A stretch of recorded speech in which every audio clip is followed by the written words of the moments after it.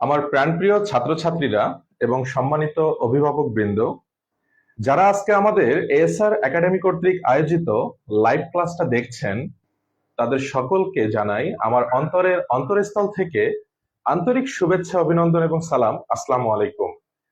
আমি সিয়াম শাহরিয়ার, আজকে লাইভ ক্লাসে আছি আপনাদের সঙ্গে। আজকে আলোচনা করব ন্যারেশনের যাবতীয় বেসিক ইনফরমেশন গুলো, যেগুলো একটা স্টুডেন্ট খুব সহজে বুঝতে পারে না, বা আমাদের যে প্রচলিত বইপত্রগুলো রয়েছে সেগুলো তো অনেক সময় নিয়মগুলো এতটা জটিলভাবে দেয়া থাকে বা বিষয়টাকে এতটা জটিলভাবে উপস্থাপন করা থাকে, তাদের পক্ষে আসলে অতটা বোধগম্য হয়ে ওঠে না। তো আমি চেষ্টা করব মাত্র 5টা ফর্মুলার মাধ্যমে এই পুরো ন্যারেশনটা ক্লিয়ার করার জন্য। তো আমার পক্ষ থেকে আপনাদের প্রতি আহ্বান থাকবে, আপনারা আমাদের এই লাইভ ক্লাসটা আপনাদের বন্ধুদেরকে শেয়ার করে দিন, যাতে করে এই ন্যারেশন টপিকে যাদের যাদের প্রবলেম আছে তারা সবাই আজকে তাদের প্রবলেমগুলো সলভ করতে পারে এবং খুব সহজেই তারা এই ন্যারেশনটা বুঝতে পারে। ওকে, তো আমরা আমাদের ক্লাসে চলে যাব। আজকে তাদের প্রবলেমগুলো সলভ করতে পারে। ওকে, হুম,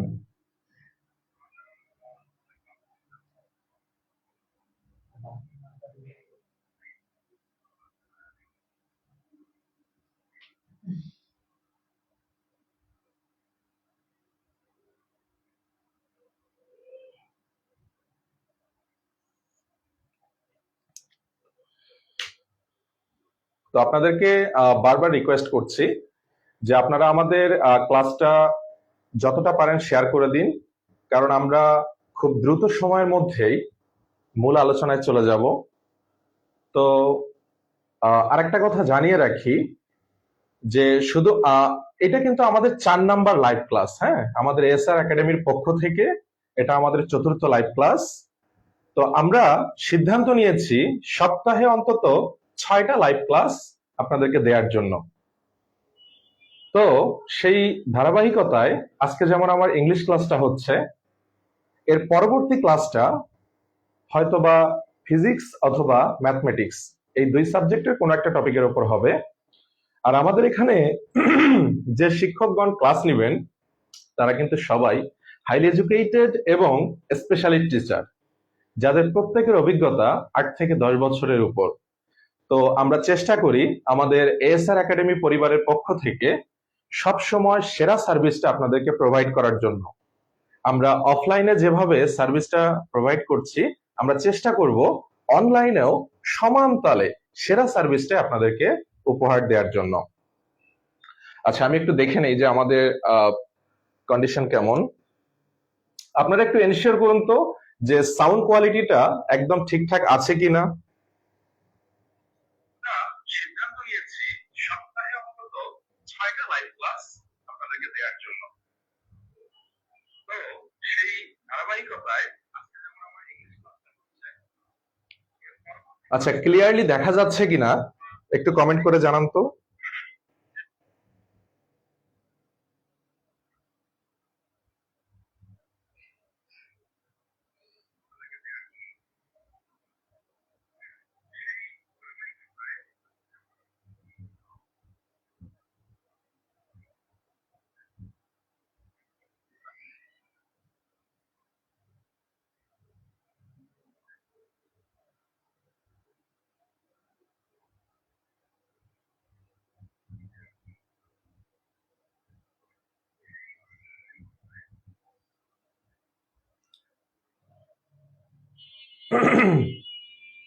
তো সর্বপ্রথম আপনাদের সাথে শেয়ার করি যে আসলে ন্যারেশনটা কি। হ্যাঁ, ন্যারেশন শব্দের অর্থটাই বা কি।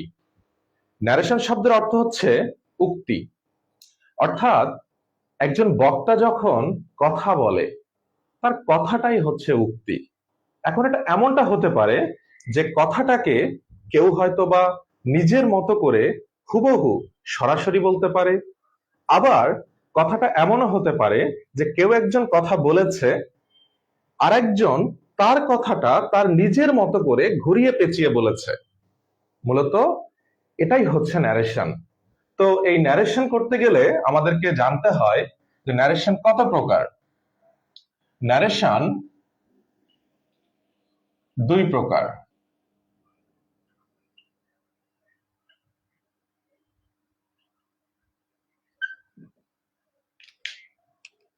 ন্যারেশন দুই প্রকার। এক, ডিরেক্ট ন্যারেশন।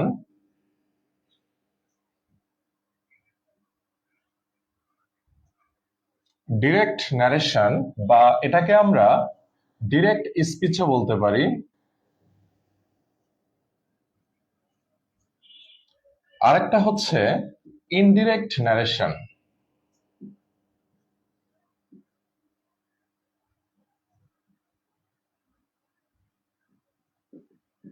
বা ইনডিরেক্ট স্পিচ।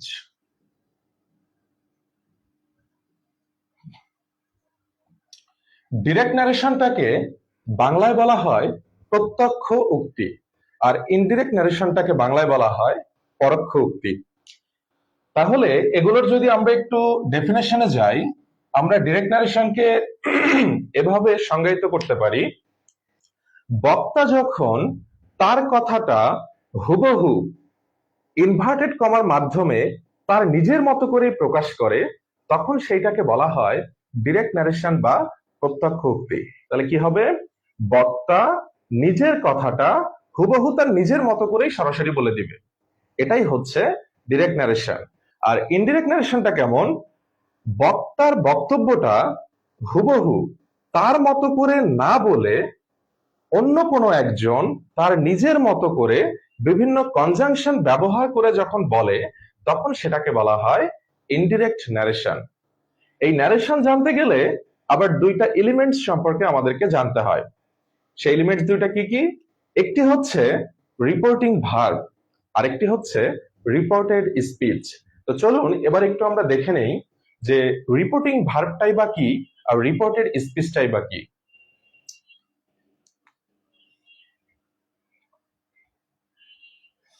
যেমন আমি যদি একটা সেন্টেন্স লিখি, Mina said to me, Mina said to me, I am ill. Mina said to me, I am ill. এখন এই সেন্টেন্সটা থেকে আমরা কিভাবে বুঝবো যে কোনটা আসলে রিপোর্টিং ভার্ব আর কোনটা আসলে রিপোর্টেড স্পিচ? তো এখানে একটু লক্ষ্য করুন,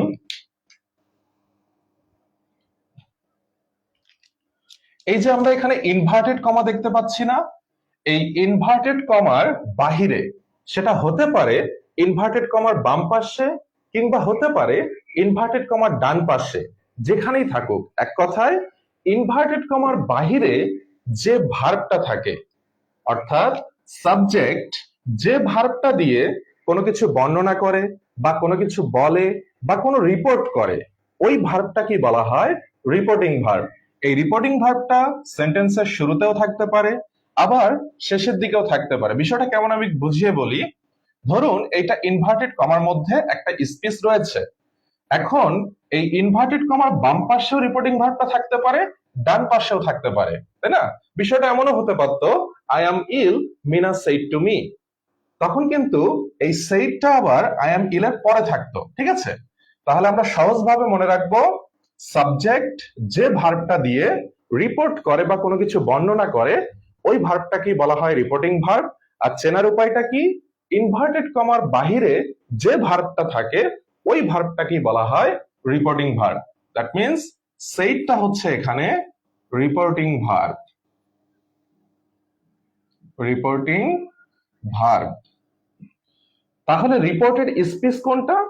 ইনভার্টেড কমার মধ্যে যে অংশটুকু থাকে, ইনভার্টেড কমার মধ্যে যে অংশটুকু থাকে, এই অংশটুকুকে বলা হয় reported speech. Reported speech. Okay, তাহলে আমরা রিপোর্টিং ভার্ব আর রিপোর্টেড স্পিচটা খুব সহজে চিনতে পারলাম। আরেকবার যদি আমি একটু বলে নেই, ইনভার্টেড কমার বাহিরে সাবজেক্ট যে ভার্বটা দিয়ে কোনো কিছু বর্ণনা করে বা রিপোর্ট করে, ওই ভার্বটাকেই বলা হয় রিপোর্টিং ভার্ব। আর ইনভার্টেড কমার মধ্যে যে স্পিচটা থাকে বা যে বাক্যটা থাকে, ওই স্পিচ বা বাক্যটাকেই বলা হয় রিপোর্টেড স্পিচ। আচ্ছা, তো আপনাদের জ্ঞাতার্থে আরেকটি কথা বলে নেই। দেখুন, ইনভার্টেড কমাটা কিন্তু এই টাইপেরও হতে পারে, আবার এই টাইপেরও হতে পারে। ঠিক আছে, দুই প্রকারেরই হতে পারে। তাহলে আমরা কোনটাকে ফলো করব, তাই না? তো দুইটাই কারেক্ট। হ্যাঁ, ব্রিটিশ স্টাইলে এইটাকে ফলো করে। ব্রিটিশ স্টাইলে একটা ইনভার্টেড কমাল বা সিঙ্গেল ইনভার্টেড কমাটাকে ওরা ব্যবহার করে। আর আমেরিকান স্টাইলে এই ডাবল যে ইনভার্টেড কমা রয়েছে, এই ডাবল কমাটাকে ওরা ব্যবহার করে। তো আমাদের বাংলাদেশে যে বইপত্রগুলো রয়েছে, এখানে কিন্তু এই ডাবল ইনভার্টেড কমাটাই ব্যবহৃত হয়। তো আমরা এইটা ব্যবহার করেই করার চেষ্টা করব। কি অবস্থা?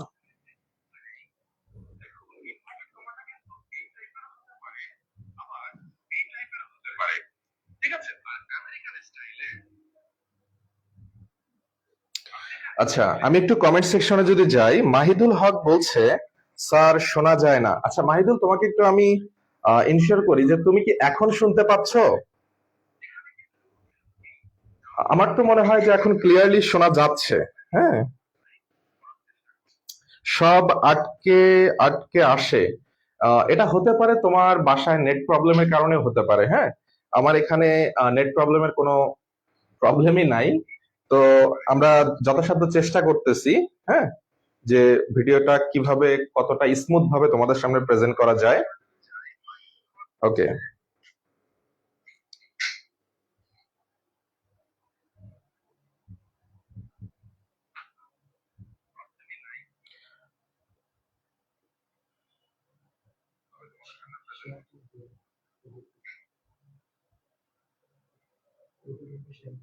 তুমি তো যেখানে যেখানে পারো দাও।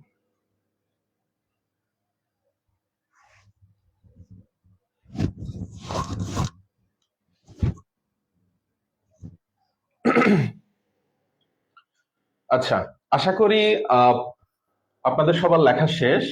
তো এবার আমি এই ন্যারেশন কিভাবে সলভ করতে হয়, ডিরেক্ট থেকে কিভাবে ইনডিরেক্ট করতে হয়, মাত্র 5টা ফর্মুলার মাধ্যমে বা 5টা স্টেপের মাধ্যমে পুরো বিষয়টা ক্লিয়ার করার চেষ্টা করব। আপনারা শুধুমাত্র 5টা স্টেপ সুন্দর করে ফলো করবেন, তাহলেই এই ন্যারেশন খুব অনায়াসে সলভ করতে পারবেন। যদি একটা স্টেপও আপনারা স্কিপ করেন, ধরে রাখেন ন্যারেশনটা হবে না। ঠিক আছে?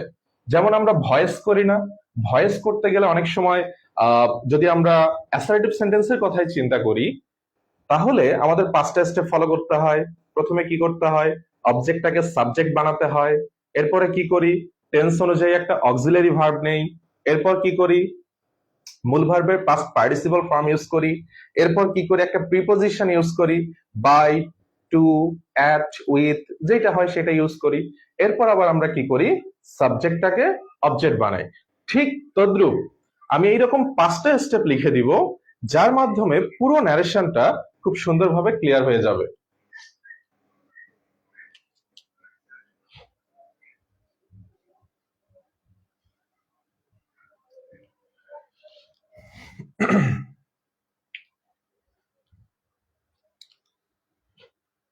স্টেপ 1,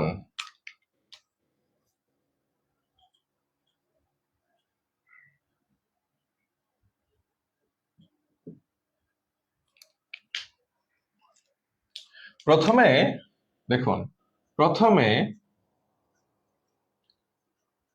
পুরো প্যাসেজটি পুরো প্যাসেজটি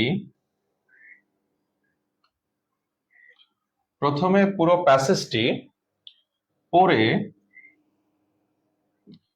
ফাইন্ড আউট করতে হবে, ফাইন্ড আউট করতে হবে কে কথা বলছে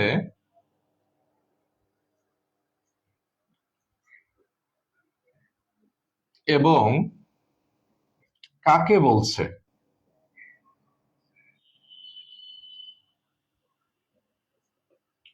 আশা করি বুঝতে পারছেন। সর্বপ্রথম আমাদেরকে পুরো প্যাসেজটা পড়তে হবে। পুরো প্যাসেজটা পড়ার পর আমাদেরকে ফাইন্ড আউট করতে হবে স্পিকারকে আর লিসেনারকে, অর্থাৎ কে কথা বলছে আর কথাটা কাকে বলছে, এই বিষয়টা আগে আমাদেরকে ফাইন্ড আউট করতে হবে এবং খাতায় লিখতে হবে। ঠিক আছে? দ্বিতীয়ত, স্টেপ 2 তে যদি যাই,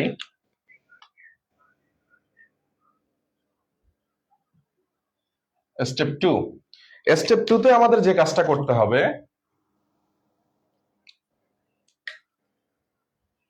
রিপোর্টিং ভার্ব বসাতে হবে। রিপোর্টিং ভার্ব বসাতে হবে। এখন এখানে প্রশ্নটা হচ্ছে, রিপোর্টিং ভার্বটা যে আমরা বসাবো, এটা কার উপর বেস করে বসাবো?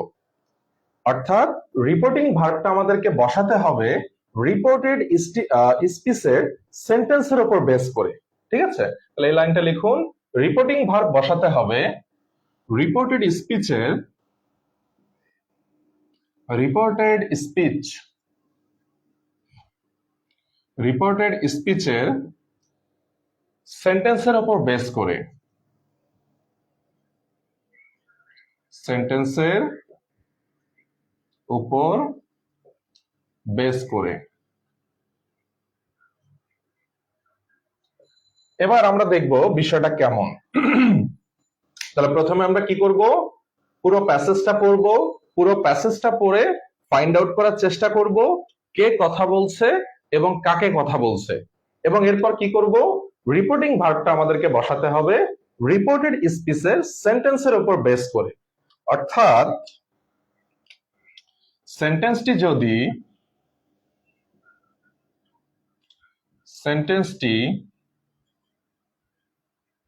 যদি অ্যাসার্টিভ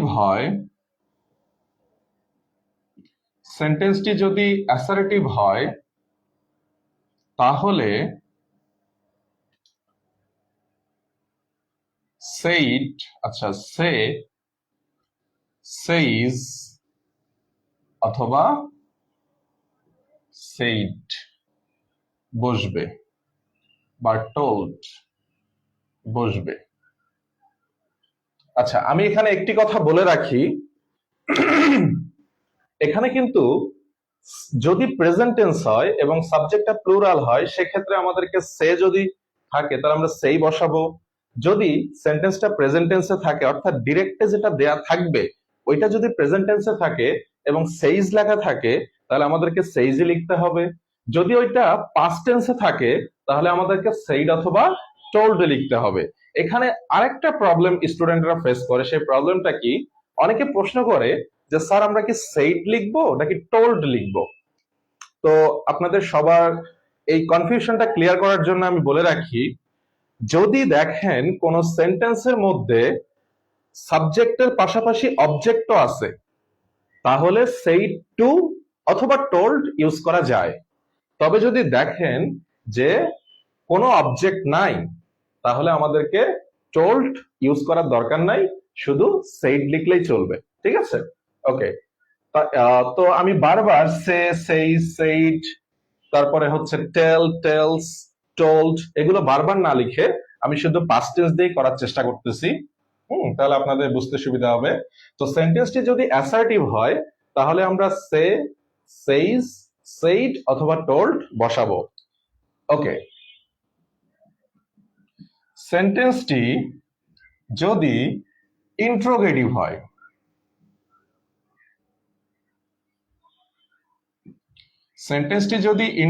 হয়, তাহলে আস্ক অথবা আস্কস অথবা আস্কড বসবে। সেন্টেন্সটি যদি ইম্পারেটিভ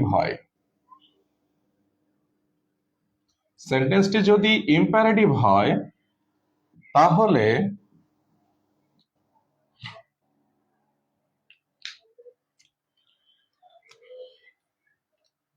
আদেশ বোঝালে আদেশ বোঝালে ওয়ার্ডার বা ওয়ার্ডার্ড। এরপরে অনুরোধ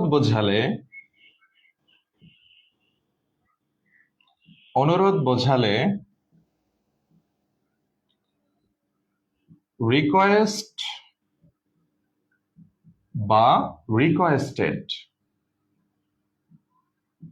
রিকোয়েস্টেড বসবে।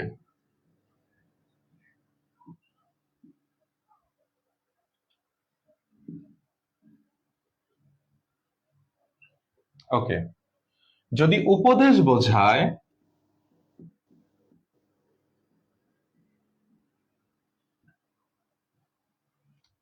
বোঝালে অ্যাডভাইস বা অ্যাডভাইসড বসবে। তাহলে আদেশ, অনুরোধ, উপদেশ যদি ইত্যাদি বোঝায় তাহলে কি বসবে?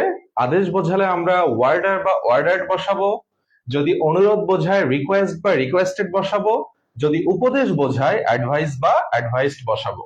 ওকে, তাহলে আমাদের অ্যাসার্টিভ সেন্টেন্স হলে কি বসাবো সেটা লিখেছি, ইন্ট্রোগেটিভ হলে কি বসাবো সেটাও লিখেছি, ইম্পারেটিভ হলে কি বসাবো সেটাও লিখেছি। এবার আমরা লিখব সেন্টেন্সটি যদি অপটেটিভ হয়, তাহলে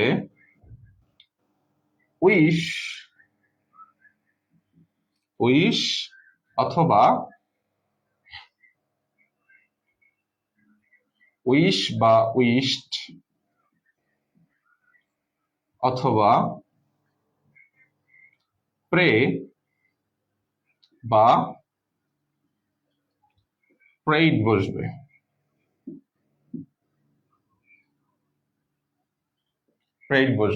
ওকে, আর একটা জিনিস আমাদের লিখতে হবে, সেন্টেন্সটি যদি এক্সক্লেমেটরি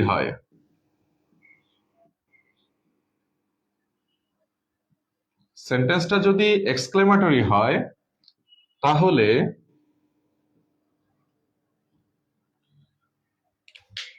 এবার একটু আমি কালার করে দিচ্ছি। আনন্দ বোঝালে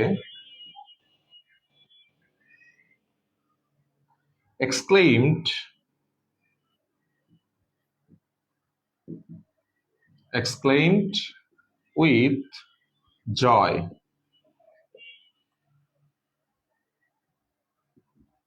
দুঃখ বোঝালে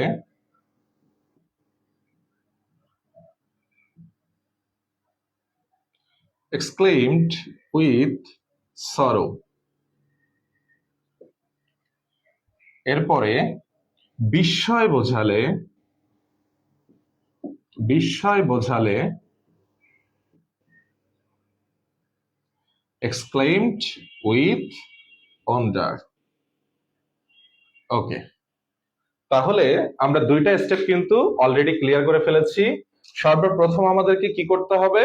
সর্বপ্রথম আমাদেরকে পুরো প্যাসেজটা পড়তে হবে। পুরো প্যাসেজটা পড়ার পরে কি করব? ফাইন্ড আউট করব কে কথা বলছে এবং কাকে বলছে। সেকেন্ড অফ অল আমরা কি করব? আমাদেরকে রিপোর্টিং ভার্বটা বসাতে হবে। তো যখন আমরা রিপোর্টিং ভার্বটা বসাবো, এটা কার উপর বেস করে বসাবো?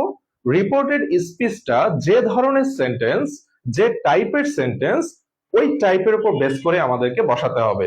যদি আমাদের সেন্টেন্সটা অ্যাসার্টিভ দেয়া থাকে তাহলে আমরা সে, সেই, সেইড বা টোল্ড বসাবো।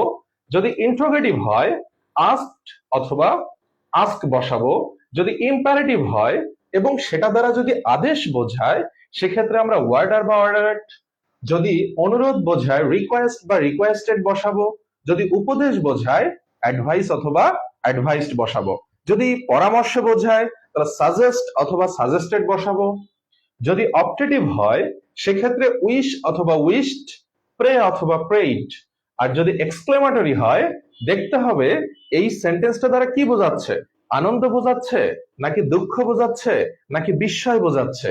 যদি আনন্দ বোঝায় এক্সক্লেইমড উইথ জয় অথবা ডেলাইট, যদি দুঃখ বোঝায় এক্সক্লেম টু ইজ সরো বা গ্রিফ, যদি বিস্ময় বোঝায় এক্সক্লেম টু ইজ ওয়ান্ডার বা সারপ্রাইজড। ওকে, তো আপনারা একটু এটা উঠিয়ে নিন, এরপরে আমি 3 নাম্বার স্টেপে চলে যাব। কিছুই কিছুই কেন বলো না?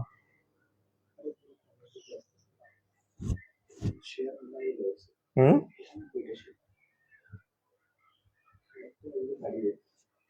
তুমি করছো এতগুলা তাহলে? হুম, হুম।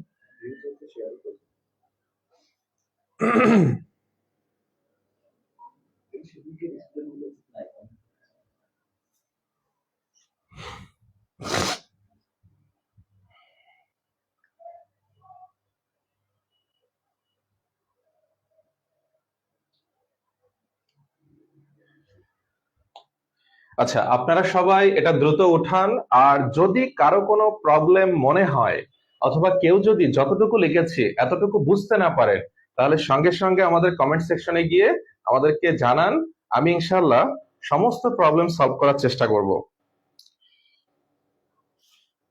আজকে অনেককে আমি আমাদের লাইভ ক্লাসে দেখতে পাচ্ছি না। এটা হতে পারে শারদীয় দুর্গাপূজা উপলক্ষে তারা হয়তো বা একটু মন্দির দর্শন করে বেড়াচ্ছে বা একটু ঘুরে বেড়াচ্ছে, এমন এমনটাও হতে পারে। হ্যাঁ, ওকে।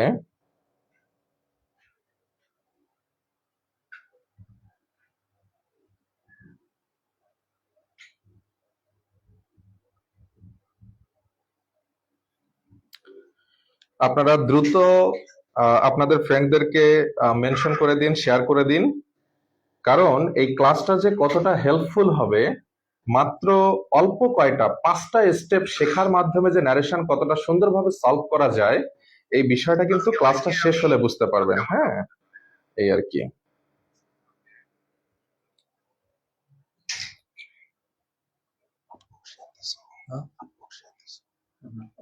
তোমার আইডি থেকে সবগুলো দাও। আচ্ছা, এবার আমি 3 নাম্বার স্টেপে চলে যাচ্ছি। স্টেপ 3। স্টেপ 3। স্টেপ 3 তে যদি বলি, ইনভার্টেড কমা আমাদেরকে তুলে দিতে হবে। হ্যাঁ, যে ইনভার্টেড কমাটা থাকে এটা রাখা যাবে না।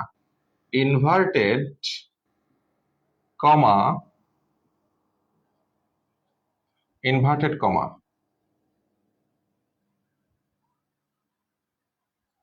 তুলে দিতে হবে। ইনভার্টেড কমা তুলে দিতে হবে, তুলে দিতে হবে। এবং তার পরিবর্তে, তার পরিবর্তে একটা কনজাংশন, তার পরিবর্তে একটা কনজাংশন বসাতে হবে। আচ্ছা, তাহলে আমরা রিপোর্টিং ভার্বটা বসাবো কার উপর বেস করে? রিপোর্টেড স্পিচের উপর বেস করে। তাহলে আমরা যে কনজাংশনটা বসাবো, এইটা বসাবো কার উপর বেস করে? এটাও কিন্তু রিপোর্টেড স্পিচের উপর বেস করে বসাতে হবে। তাহলে ইনভার্টেড কমাটাকে তুলে দিতে হবে এবং তার পরিবর্তে একটা কনজাংশন বসাতে হবে রিপোর্টেড স্পিচের উপর বেস করে। রিপোর্টেড স্পিচের উপর, রিপোর্টেড স্পিচের উপর বেস করে, রিপোর্টেড স্পিচের উপর বেস করে। তাহলে কিভাবে হবে একটু দেখাই। দেখুন, রিপোর্টেড, রিপোর্টেড স্পিচটি, রিপোর্টেড স্পিচটি অ্যাসার্টিভ, রিপোর্টেড স্পিচটি অ্যাসার্টিভ, অপটেটিভ, অ্যাসার্টিভ, অপটেটিভ এবং এক্সক্লেমেটরি হলে,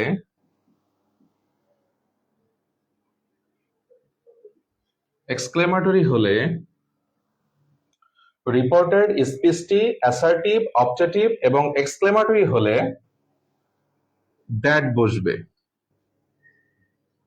দ্যাট বসবে।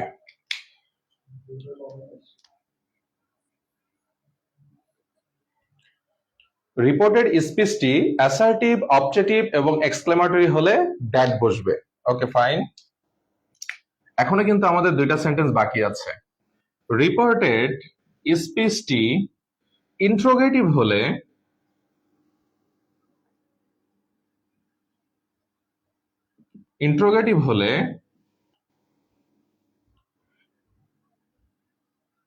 ইফ বা WH ওয়ার্ড বসবে। ইফ বা WH ওয়ার্ড বসবে। তাহলে রিপোর্টেড স্পিচটা যদি অ্যাসার্টিভ হয় তবুও দ্যাট বসবে, যদি অবজেক্টিভ হয় তবুও দ্যাট বসবে, যদি এক্সক্লেমেটরি হয় তবুও দ্যাট বসবে। কিন্তু যদি ইন্ট্রোগেটিভ হয় তখন আমাদেরকে দেখতে হবে যে ওই সেন্টেন্সের মধ্যে কোনো WH ওয়ার্ড আছে কিনা। যদি কোনো WH ওয়ার্ড থাকে তাহলে সেটাই ব্যবহার করব, অর্থাৎ হু, হুইচ, হোয়াট, হাউ, হোয়েন, হোয়ার এগুলো যদি থাকে এগুলোই ব্যবহার করব। বাট ওই সেন্টেন্সের মধ্যে যদি কোনো WH ওয়ার্ড না থাকে তাহলে সেক্ষেত্রে আমাদেরকে ইফ ব্যবহার করতে হবে। আবার অনেকে ইফ এর পরিবর্তে ওয়েদারও ব্যবহার করতে পারে। হ্যাঁ, এটা আপনাদের পার্সোনাল চয়েস, এখানে আমার কিছু বলার নেই। আরেকটা আছে, যদি রিপোর্টেড স্পিচটি ইম্পারেটিভ হয়,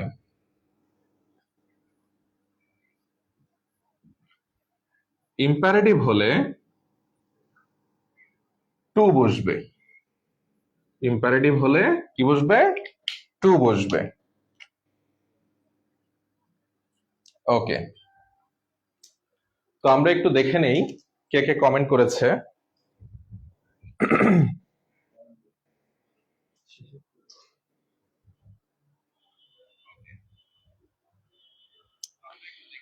জুথি বলেছে, ছাড় এত ইজি লাগে কেন? হ্যাঁ, আমি একটু ইজি করেই বোঝানোর চেষ্টা করছি যাতে তোমরা অনেক ইজি ভাবে বিষয়টা শিখতে পারো। সেই পরিপ্রেক্ষিতে মূলত আজকের আমাদের লাইভ ক্লাসটা নেওয়া।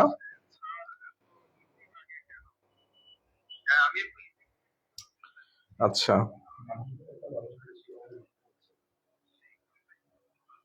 মাহিদুল বলেছে কিটক্যাট রেডি রাইখেন। মাহিদুল, সমস্যা নেই, আমরা প্রত্যেকটা লাইভ ক্লাসের পরেই স্টুডেন্টদেরকে একটা গিফট দিয়ে থাকি, অর্থাৎ যে সর্বোচ্চ শেয়ার করবে বা যার রেসপন্সটা আমরা সবচেয়ে বেশি পাবো তাকে আমরা অবশ্যই কিটক্যাট খাওয়াবো। তুমি কোনো টেনশন নিও না। হ্যাঁ, ক্লাসটা মনোযোগ দিয়ে দেখতে থাকো। মিথিলা আক্তার বলছে, আচ্ছা, মাহিদুল ইসলাম বলছে, what is the difference between HSC and SSC narration? Mahidul দেখো, এসএসসি আর এইচএসসি ন্যারেশনের মধ্যে তেমন একটা পার্থক্য নেই। হ্যাঁ, এসএসসি তে যেমন প্যাসেজ আকারে আসে, এইচএসসি তেও তেমন প্যাসেজ আকারেই আসে। শুধু পার্থক্যটা কোথায় জানো? এসএসসির প্যাসেজটা একটু ইজি হয়, এইচএসসির প্যাসেজটা একটু হার্ড হয়। সুতরাং নিয়মের কোনো তারতম্য নেই। এসএসসি লেভেলের ন্যারেশনটা সলভ করার জন্য যেমন আমাদের রুলস গুলো পড়তে হয় বা নিয়মটা জানতে হয়, এইচএসসিটাও সলভ করার জন্য আমাদেরকে সেম নিয়মটাই জানতে হয়।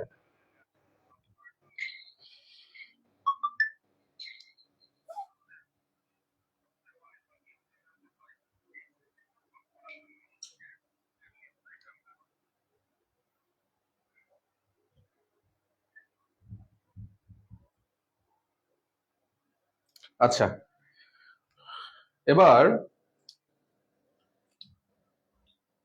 দেখি একটু।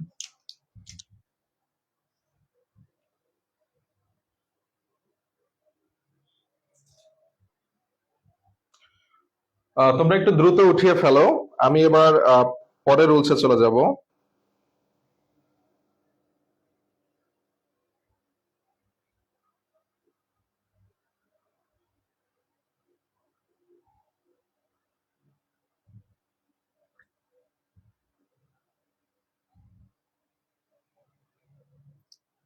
ঢোকাবো।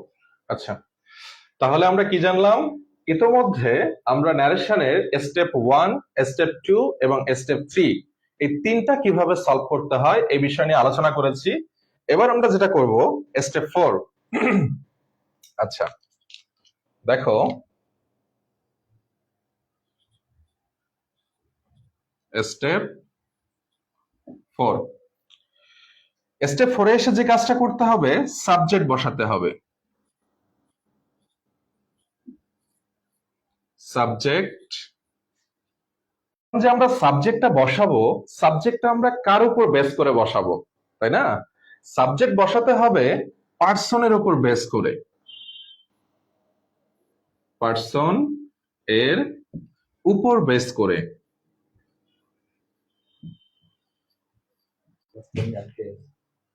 আচ্ছা, তো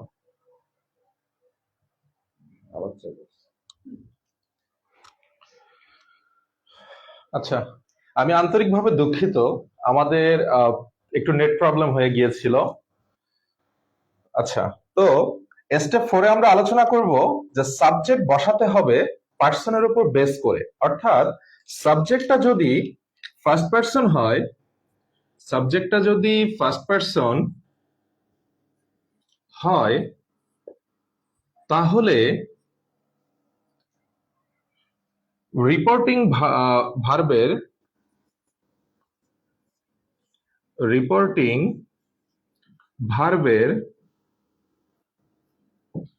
সাবজেক্ট অনুযায়ী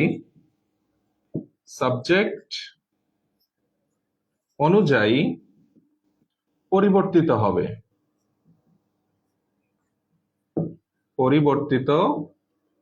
হবে। সেকেন্ড পার্সন হলে অবজেক্ট অনুযায়ী পরিবর্তিত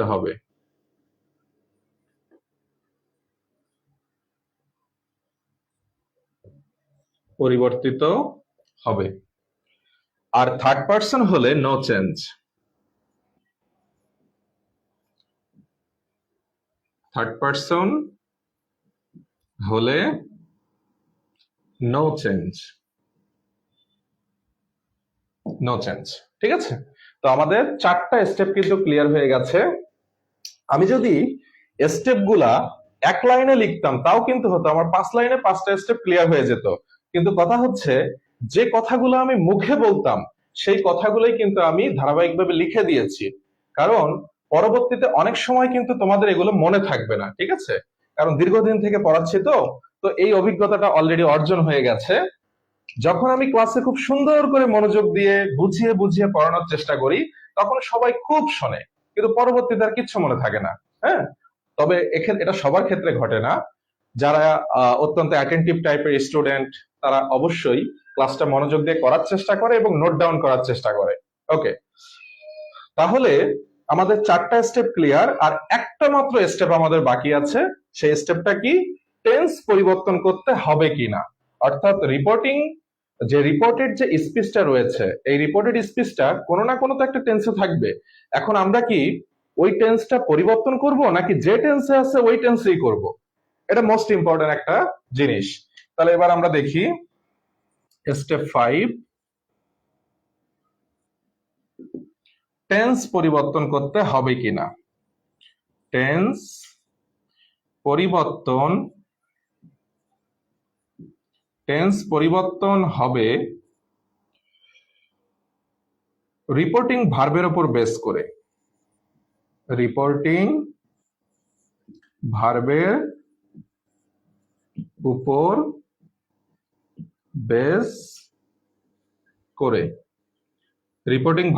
বেস করে। টেন্স পরিবর্তন হবে রিপোর্টিং ভার্বের উপর বেস করে, অর্থাৎ রিপোর্টিং ভার্বটা যদি প্রেজেন্ট টেন্সে বা ফিউচার টেন্সে থাকে, তাহলে রিপোর্টেড স্পিচের টেন্সের কোনো পরিবর্তন হবে না।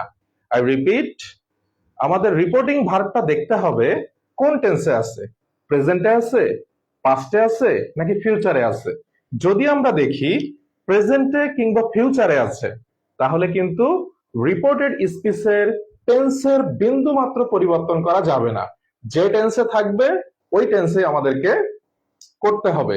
কিন্তু যদি দেখা যায় রিপোর্টিং ভার্বটা পাস্ট টেন্সে রয়েছে, 100% কিন্তু রিপোর্টেড স্পিচের টেন্স পরিবর্তন করা লাগবে।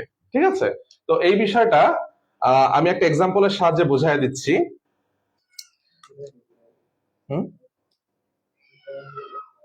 কি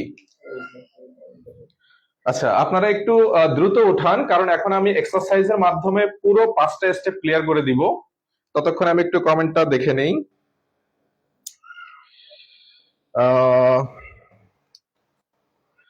মাহিদুল বলছে thanks for this class, welcome Mahidul. Mahidul এটাও বলছে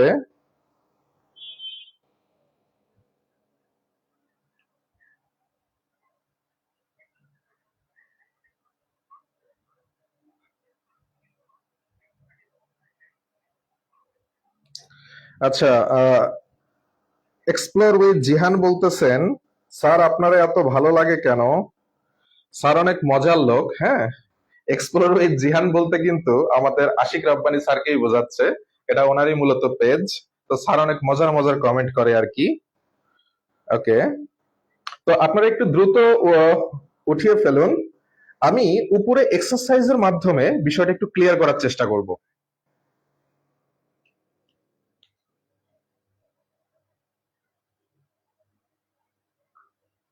ওকে, আশা করি এবার পুরো বোর্ডটা দেখা যাচ্ছে।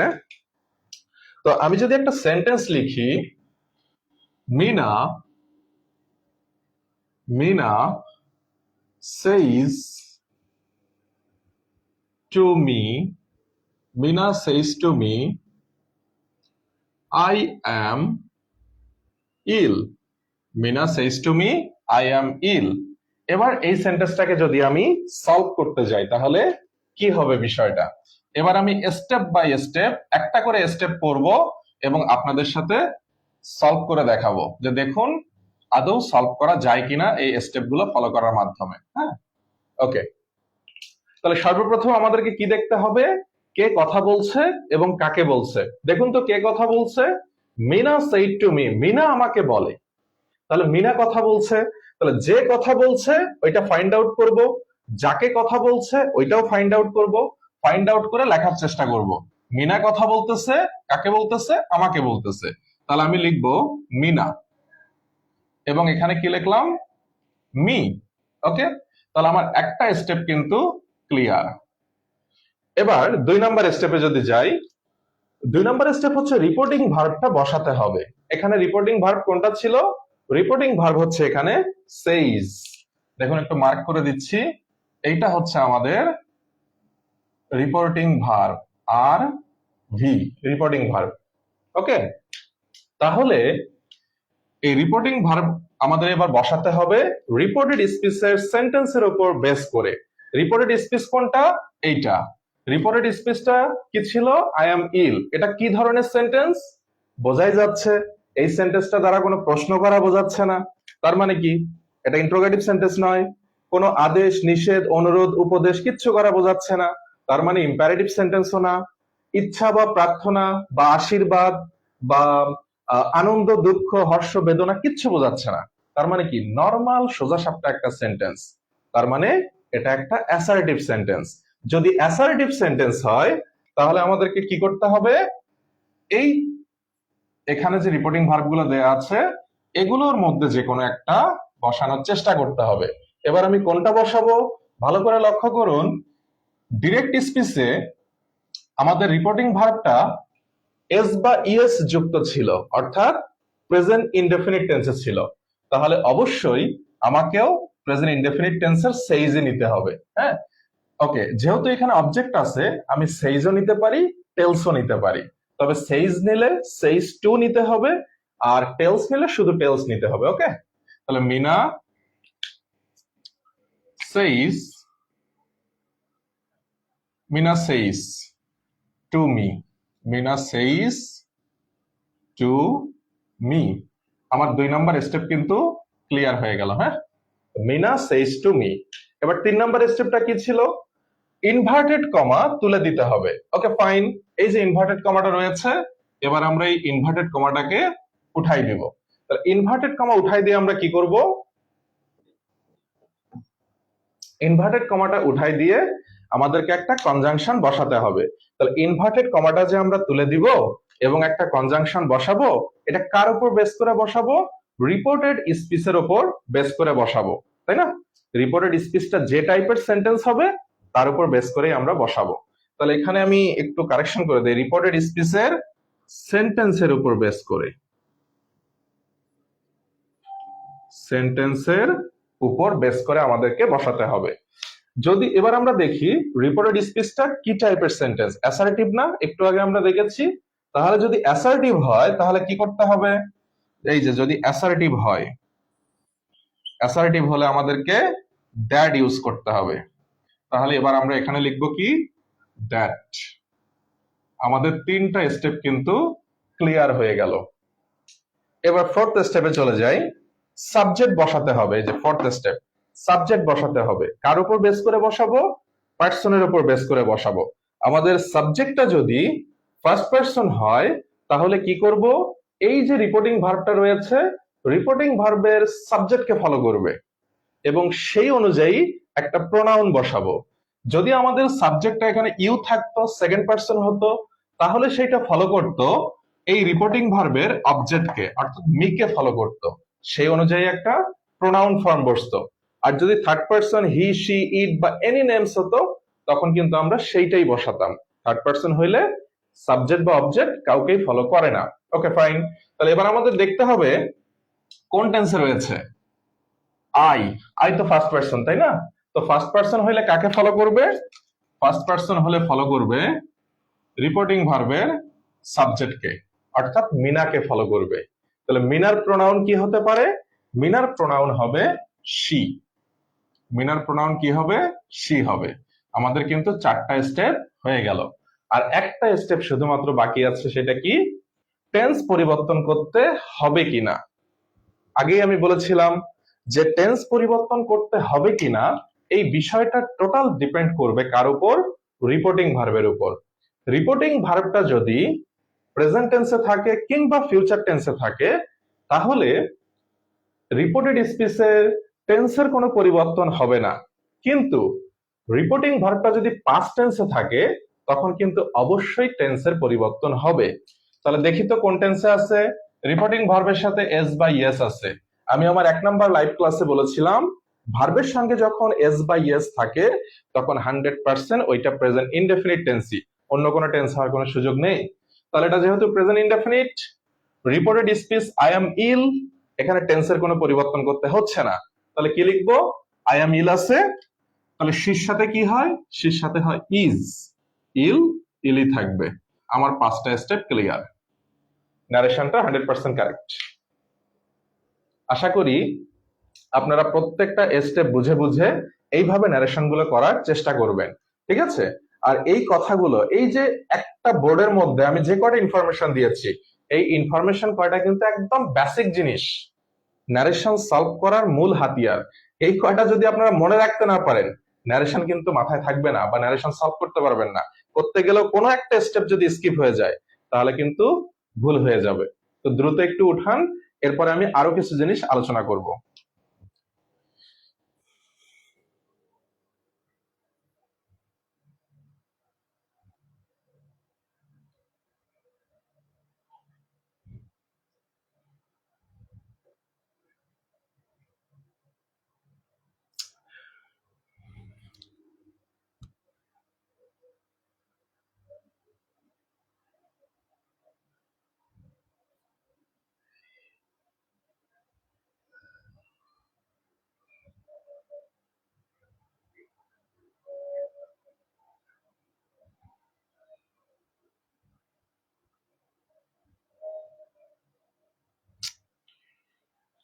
ওই কি ঢুকছে, আমি তো কিছুই বুঝতেছি না তোমার ফোনে।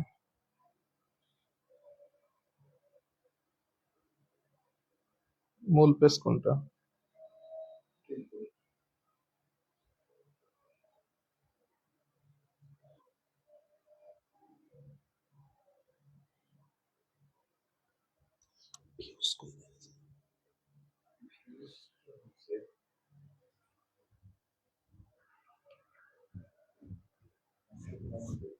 হুম,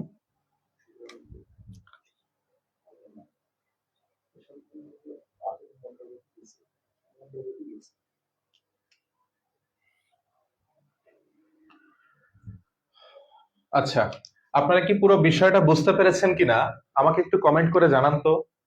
কারণ আপনারা যদি পুরো বিষয়টা বুঝতে পারেন তাহলে আমি বোর্ডটা একটু ক্লিন করব, এবং বোর্ডটা ক্লিন করে আমি একটু বিভিন্ন টেন্সের ন্যারেশন গুলো করে করে দেখাবো যে আসলে কোন কোন সেন্টেন্সের ডিরেক্ট থেকে ইনডিরেক্ট কিভাবে করতে হয়। হ্যাঁ, এগুলো একটু ফলো করে করে আমি দেখাবো। একটু 1 মিনিটের মধ্যে দ্রুত একটু কমেন্ট করে আমাকে এনশিওর করেন যে আপনারা যতটুকু আমি লিখেছি এতটুকু ক্লিয়ারলি বুঝতে পেরেছেন কিনা। হুম?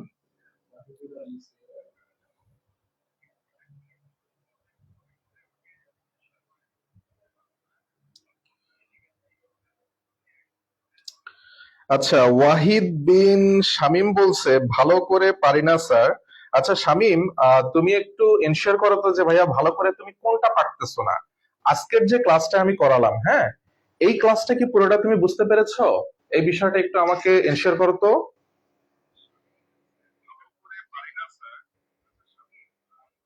যতটুকু আমি আজকে করিয়েছি এতটুকুর মধ্যে কোনো প্রবলেম আছে কিনা ভাইয়া বলো তো একটু।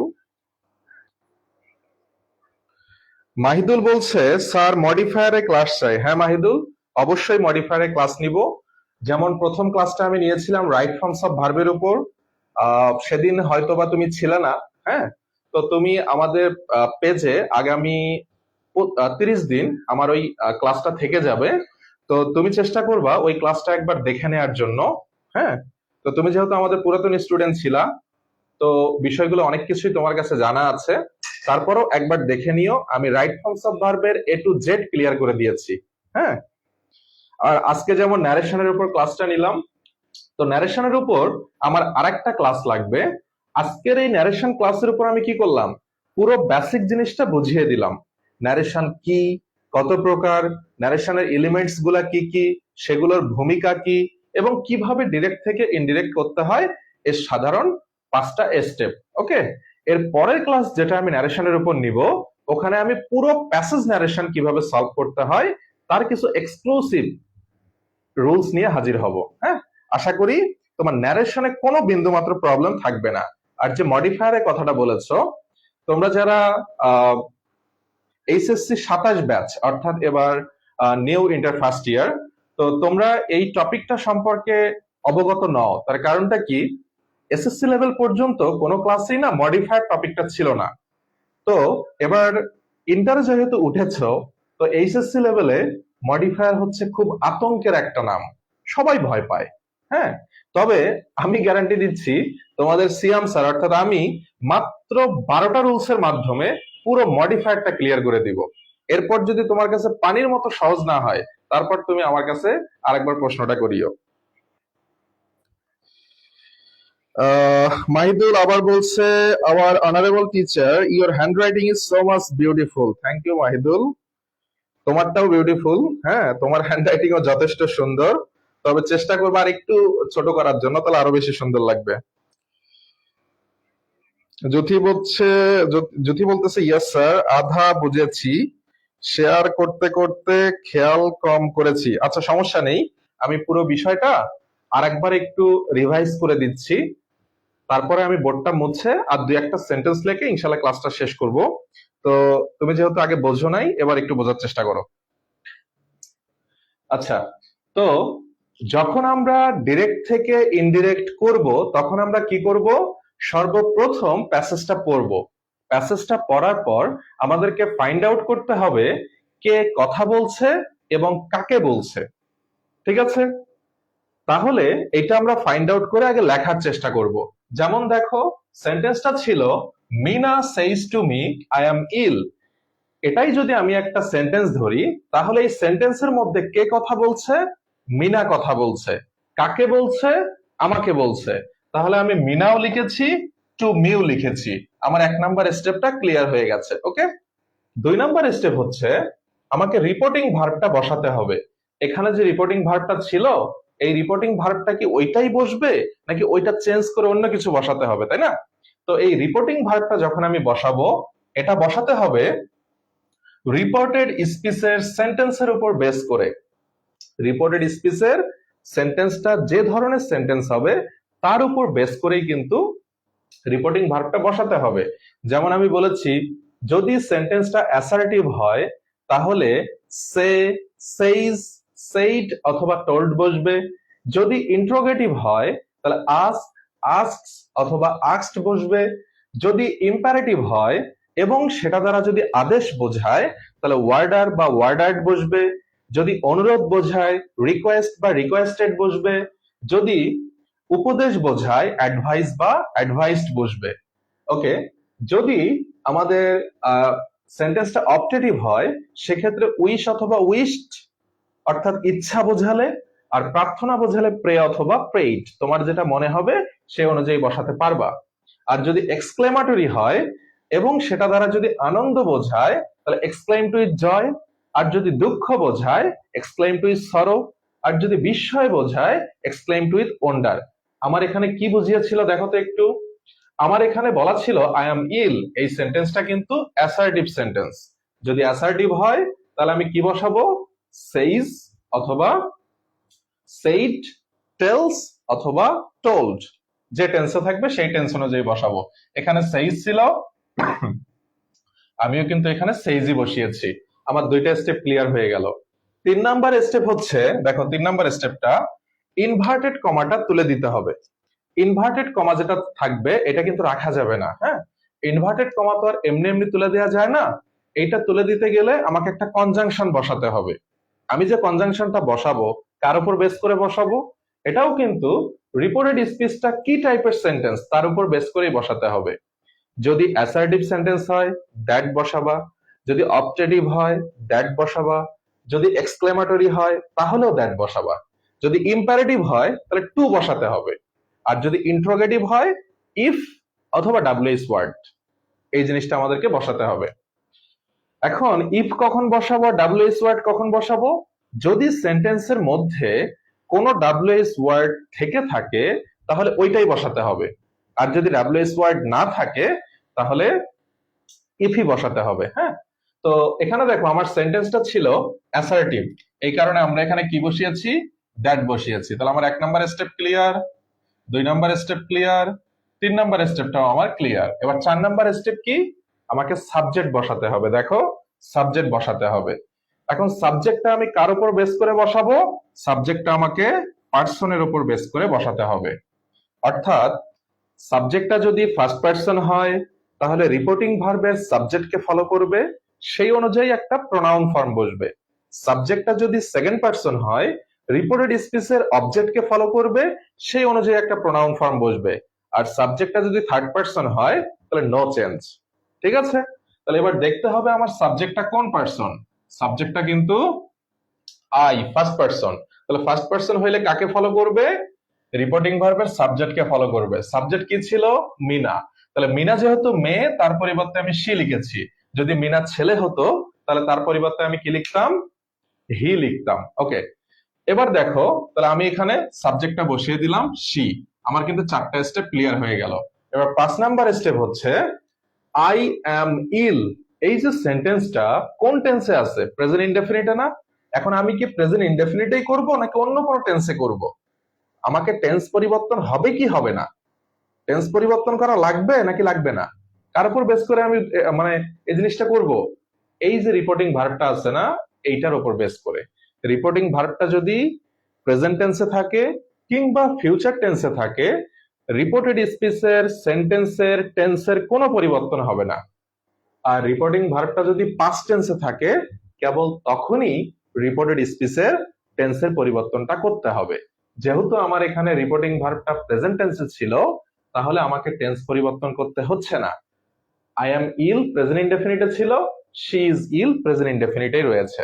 তো আশা করি এবার তুমি বুঝতে পেরেছো। এবার একটু এনশিওর করো তো বুঝতে পেরেছো কিনা।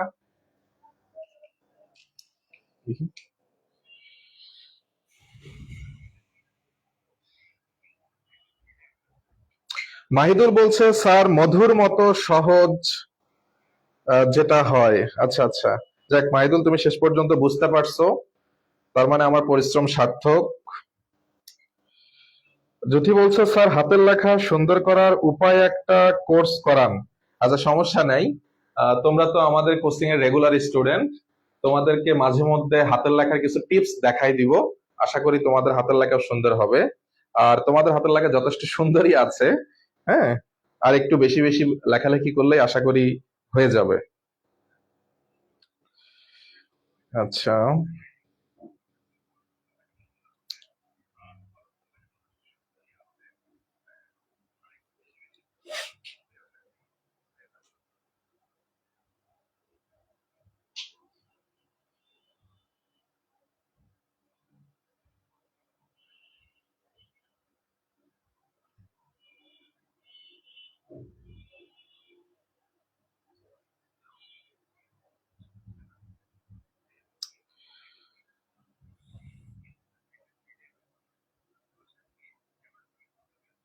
আচ্ছা।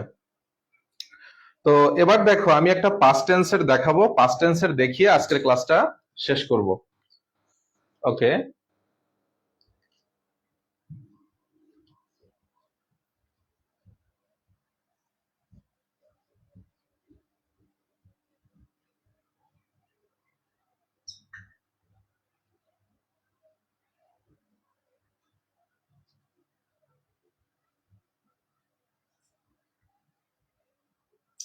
তোমরা একটু দেখো, সেন্টেন্সটা যদি এমন থাকতো, ধরো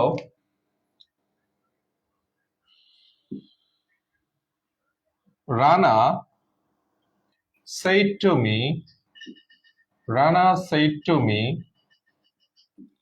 I am well. Rana said to me, I am well. তাহলে এবার বিষয়টা দেখো, প্রথমে আমি কি করব? প্রথমে কে কথা বলছে? রানা কথা বলছে। তাহলে আমি রানা লিখলাম। রানা কাকে কথা বলছে? আমাকে বলছে। টু মি যেমন আছে আমি তেমন লিখলাম। আমার কিন্তু 1 নাম্বার স্টেপ ক্লিয়ার। ঠিক আছে, এবার দেখো 2 নাম্বার স্টেপ। এই যে রিপোর্টিং ভার্ব, এই রিপোর্টিং ভার্বটা তো আমাকে বসাতে হবে, তাই না? কার উপর বেস করে বসাবো? এই যে রিপোর্টেড স্পিচটা কি টাইপের সেন্টেন্স, তার উপর বেস করে বসাতে হবে। দেখো তো, এটা অ্যাসার্টিভ সেন্টেন্স না? তাহলে অ্যাসার্টিভ হলে আমি সেইড টু অথবা টোল্ড বসাতে পারি। তো আমি এখানে সেইড বসালাম। আমার সাথে সাথে 2 নাম্বার স্টেপটা ক্লিয়ার হয়ে গেল। 3 নাম্বার স্টেপে আমি কি করব? এখানে আই ছিল, এটা কি করব, নাকি এই যে ইনভার্টেড কমাটা আছে এইটার কাজটা আগে করব? মনে আছে তোমাদের? একটু আগে আমি মুছে ফেলার আগে কিন্তু ছিল। 3 নাম্বার স্টেপ হচ্ছে ইনভার্টেড কমাটাকে তুলে দিতে হবে। ইনভার্টেড কমা তুলে দিব কার উপর বেস করে? রিপোর্টেড স্পিচের সেন্টেন্সের উপর বেস করে। এটা যেহেতু অ্যাসার্টিভ, তাহলে আমি কি বসাবো? একটা দ্যাট বসাবো। আমার সঙ্গে সঙ্গে 3 নাম্বার স্টেপটা ক্লিয়ার হয়ে গেল। 4 নাম্বার স্টেপ হচ্ছে এই যে সাবজেক্ট আছে না, এই সাবজেক্টটা আমাকে বসাতে হবে। কিভাবে বসাবো? দেখতে হবে এই সাবজেক্টটা কোন পার্সন, ফার্স্ট পার্সন না? তাহলে ফার্স্ট পার্সন হইলে এই যে ডাইরেক্ট রিপোর্টিং ভার্বের সাবজেক্টকে ফলো করবে। রানা, রানার পরিবর্তে কি বসবে? হি বসবে। ঠিক আছে, রানার পরিবর্তে হি বসলো, সঙ্গে সঙ্গে আমার 4 নাম্বার স্টেপটা ক্লিয়ার হয়ে গেল। এবার 5 নাম্বার স্টেপ কি? এই যে রিপোর্টেড স্পিচটা, এটা টেন্সের পরিবর্তন করতে হবে কিনা দেখি, টেন্সের পরিবর্তন করতে হয় কিনা। তাহলে আমাকে দেখতে হবে রিপোর্টিং ভার্বটা কোন টেন্স। রিপোর্টিং ভার্বটা পাস্ট টেন্স না, 100% টেন্স পরিবর্তন করতে হবে। কিভাবে টেন্স পরিবর্তন করব? দেখো, প্রেজেন্ট ইনডেফিনিট হলে, প্রেজেন্ট ইনডেফিনিট হলে পাস্ট ইনডেফিনিট করতে হবে, পাস্ট ইনডেফিনিট হবে। প্রেজেন্ট কন্টিনিউয়াস হলে পাস্ট কন্টিনিউয়াস হবে। প্রেজেন্ট পারফেক্ট হলে পাস্ট পারফেক্ট হবে। প্রেজেন্ট পারফেক্ট কন্টিনিউয়াস হলে পাস্ট পারফেক্ট কন্টিনিউয়াস হবে। ওকে, তার মানে প্রেজেন্টের 4টা হইলে পাস্টের 4টা করতে হবে। এবার ব্যতিক্রম যেটা, সেটা হচ্ছে পাস্ট ইনডেফিনিট হলে, পাস্ট ইনডেফিনিট হলে পাস্ট পারফেক্ট করতে হবে, পাস্ট পারফেক্ট হবে। পাস্ট কন্টিনিউয়াস হলে পাস্ট পারফেক্ট কন্টিনিউয়াস হবে। পাস্ট পারফেক্ট হলে পাস্ট পারফেক্টই হবে। পাস্ট পারফেক্ট কন্টিনিউয়াস হলে পাস্ট পারফেক্ট কন্টিনিউয়াসই হবে। আরেকটা জিনিস কি, যদি শ্যাল থাকে তাহলে শুড হবে, উইল থাকলে উড হবে, ক্যান থাকলে কুড হবে, তারপরে মাস্ট থাকলে হ্যাড টু হবে। হ্যাড টু, ব্যাস এই কটা মনে রাখলে আমাদের চলবে। তাহলে আমি দেখি এইটা ছিল প্রেজেন্ট ইনডেফিনিট, তাহলে আমাকে কি করতে হবে, প্রেজেন্ট ইনডেফিনিট থাকলে কি করতে হবে, এই যে দেখো প্রেজেন্ট ইনডেফিনিট থাকলে পাস্ট ইনডেফিনিট করতে হবে। পাস্ট ইনডেফিনিট করলে কি হবে, অ্যাম হয়ে যাবে ওয়াজ, ওয়েল যেমন ছিল তেমনই থাকবে। আমার 5টা স্টেপ কিন্তু ক্লিয়ার হয়ে গেল। তাহলে আশা করি তোমরা বুঝতে পেরেছো। তো ন্যারেশনের উপর সেকেন্ড যে পার্টটা আমি নিব, সেই সেকেন্ড পার্টের মধ্যে আমি চেষ্টা করব 5 প্রকার সেন্টেন্সের কিছু এক্সারসাইজ প্র্যাকটিস করানোর জন্য, যাতে করে তোমরা সিঙ্গেল সিঙ্গেল ন্যারেশন গুলো খুব সহজেই সলভ করতে পারো, এবং প্যাসেজ ন্যারেশনের যাবতীয় যে কয়টা রুলস লাগে, বেশি দিব না, সর্বোচ্চ 5 থেকে 6টা রুলস দিব। এই 5-6টা রুলস করলেই তোমার প্যাসেজ ন্যারেশন খুব সুন্দরভাবে সলভ করতে পারবা। তো আমরা এখন বিদায় নিব, অলরেডি 1 ঘন্টা পার হয়ে গেছে আমাদের লাইভ ক্লাসে। তো তোমাদের প্রতি আহ্বান থাকবে, ভালোভাবে লেখাপড়া করো, নিজের যত্ন নাও, হ্যাঁ, এবং দিন শেষে তোমার ভবিষ্যৎটা তোমারই। আর তোমার ভবিষ্যৎটা যদি তুমি গড়ে নিতে না পারো, আসলে কেউ তোমাকে গড়ে দিবে না। হ্যাঁ, কারণ প্রমথ চৌধুরীর বই পড়া উপন্যাস, বই পড়া প্রবন্ধের মধ্যে একটা লাইন ছিল, ব্যাধি সংক্রামক, স্বাস্থ্য নয়, স্বাস্থ্য হচ্ছে অর্জনের বিষয়।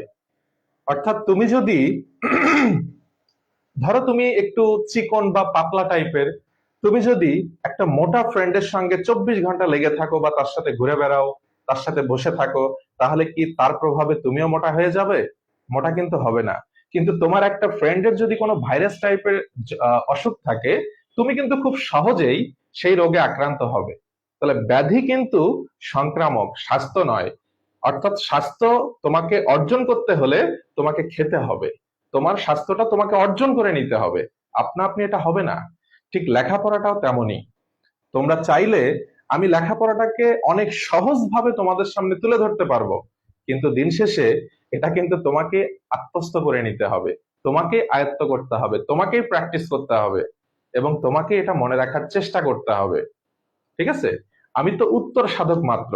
তোমাদেরকে সব দিক দিয়ে যেভাবে হেল্প করা যায়, লেখাপড়াটাকে কতটা মজাদার এবং মজার উপায়ে উপস্থাপন করা যায়, এই বিষয়টা আমি হেল্প করব। কিন্তু দিন শেষে কিন্তু প্র্যাকটিসটা তোমাদেরকেই করতে হবে। তাই কোনোভাবেই লেখাপড়ায় গাফিলতি করিও না, কারণ যেহেতু তোমাদের সামনেই পরীক্ষা, সামনে তোমাদের কারো প্রি টেস্ট পরীক্ষা, কারো টেস্ট পরীক্ষা, তো তোমরা সেইভাবে প্রিপারেশন নাও। আমরা ইনশাল্লাহ আগামী ক্লাসটা তোমাদের কমেন্টের উপর ভিত্তি করে দিব। তোমরা যে সাবজেক্টের ক্লাস করতে চাও তোমরা কমেন্ট সেকশনে লিখে দিও, আমরা ইনশাল্লাহ সেই সাবজেক্টেরই আগামী কাল একটা লাইভ ক্লাস দেওয়ার চেষ্টা করব, ঠিক রাত 10টায়। হ্যাঁ, তো আজ এই পর্যন্তই। ভালো থেকো, সুস্থ থেকো, এই কামনা করে আজকের লাইভ ক্লাসটা আমরা শেষ করছি। ধন্যবাদ সবাইকে।